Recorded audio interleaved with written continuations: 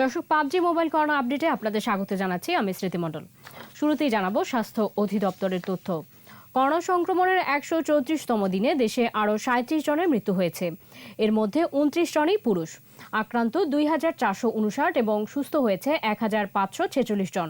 Covid সংক্রান্ত নিয়মিত স্বাস্থ্য বুলেটিনে এই তথ্য জানান স্বাস্থ্য অধিদপ্তরের অতিরিক্ত মহাপরিচালক অধ্যাপক নাসিমা সুলতানা।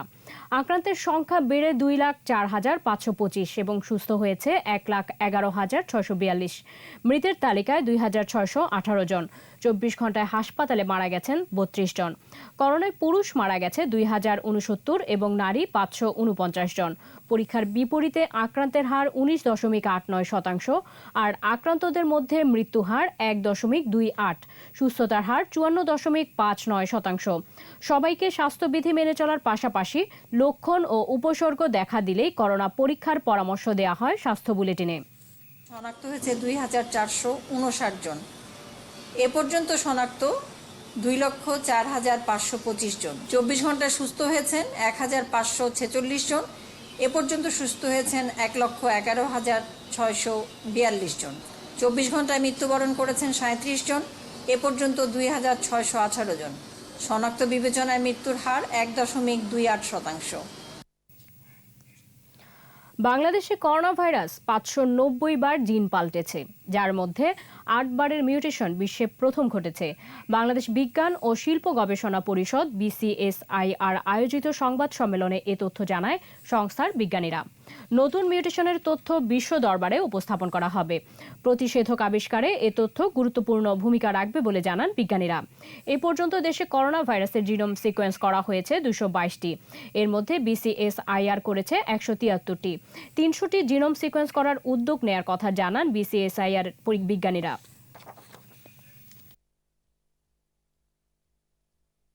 একটা জীবের জিন লেভেল পরিবর্তন হয়, স্বাভাবিকভাবে তার প্রোটিনও পরিবর্তন হয়। কিন্তু আমরা কিছু মিউটেশন পেয়েছি এই প্রোটিনের মধ্যে ৩৮টা। তার মধ্যে ৮টা মিউটেশন পেয়েছি ইউনিক মিনস এই মিউটেশনগুলো পৃথিবীর অন্য কোথাও ঘটে না।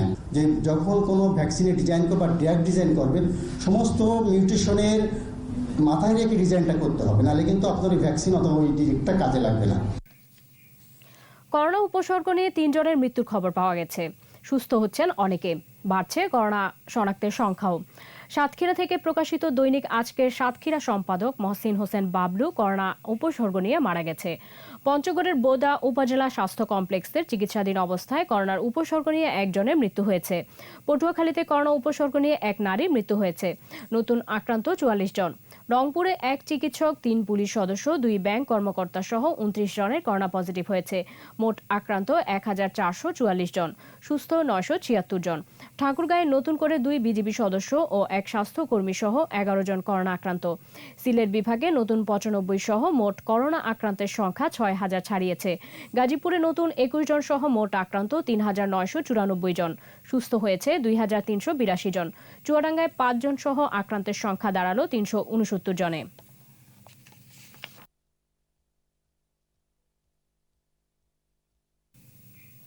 এবার জানাবো বিশ্ব পরিস্থিতি। বিশ্বজুড়ে করোনা ভাইরাসে আক্রান্তের সংখ্যা ছাড়িয়েছে ১,৪৪,০০,০০০। এর মধ্যে 51,50,073 জন আছেন অল্প ঝুঁকিতে, যা মোট আক্রান্তের 99%।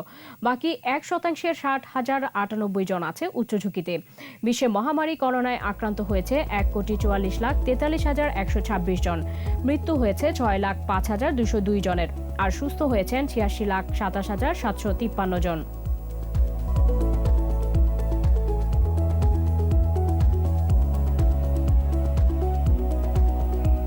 আগের দিনের তুলনায় বিশ্বে কমেছে করোনায় আক্রান্ত ও মৃত্যুর সংখ্যা। একদিনে আক্রান্ত হয়েছে 2,24,360 জন, আর মৃত্যু তালিকায় 5,011। মহামারী করোনায় আক্রান্ত ও মৃত্যু তালিকার শীর্ষে থাকা যুক্তরাষ্ট্রে আক্রান্তের সংখ্যা 38,33,597। মৃতের সংখ্যা 1,42,878 জন। আক্রান্ত ও মৃত্যু তালিকার শীর্ষ 2-এ অবস্থান ব্রাজিলের। দেশটিতে মারা গেছে 78,817 জন। আক্রান্তের সংখ্যা 20,75,000 ছাড়িয়েছে। আক্রান্তের তৃতীয় অবস্থানে দক্ষিণ এশিয়ার দেশ ভারতে 10,78,782 জন মানুষ আক্রান্ত কোভিড-19-এ। মারা গেছে 26,838 জন। রাশিয়ায় আক্রান্তের সংখ্যা 7,71,546, মৃতের সংখ্যা 12,342। দেশটিতে সুস্থ হয়েছে 5.5 লাখের বেশি মানুষ। পেরুকে টপকে আক্রান্তের পঞ্চম অবস্থানে এখন দক্ষিণ আফ্রিকা। দেশটিতে আক্রান্তের সংখ্যা 3,50,879, মৃতের তালিকায় 4,948 জন। পেরুতে এ পর্যন্ত 3,49,500 জন সংক্রমিত হয়েছে করোনায়, মারা গেছে 12,998 জন। মৃত্যু তালিকায় চতুর্থ অবস্থানে মেক্সিকো। দেশটিতে 38,888 জন মারা গেছে কোভিড-19-এ। আক্রান্তের সংখ্যা 3,38,913। চিলিতে আক্রান্তের সংখ্যা 3,28,846, মারা গেছে 8,445 জন।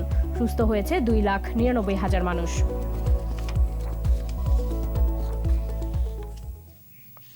করোনা মহামারীতে বিপর্যস্ত পুরো বিশ্ব। আক্রান্তের সংখ্যা বেড়েই চলেছে, মৃত্যু 6 লাখ ছাড়িয়েছে। যুক্তরাষ্ট্র, ব্রাজিল, ভারত এবং দক্ষিণ আফ্রিকাতে ভাইরাসটি বেশি ছড়িয়েছে। একদিনে যুক্তরাষ্ট্রে আক্রান্তের সংখ্যা 63,000-এর বেশি, মারা গেছে 813 জন। এদিকে ব্রাজিলের সংক্রমণ বাড়ছে। ব্রাজিলের প্রেসিডেন্ট বলসোনারো বলছেন, লকডাউনের ফলে দেশটির অর্থনীতি বড় ক্ষতির শিকার হবে, তাই লকডাউনের বিপক্ষে কড়া অবস্থান তার। মেক্সিকো এবং গ্রিসে নতুন করে সংক্রমণ বাড়ছে, তবে ইউরোপের দেশগুলোতে কমছে সংক্রমণের হার। গেল 24 ঘন্টায় ভারতে নতুন করে 37,000-এর বেশি মানুষ আক্রান্ত হয়েছে।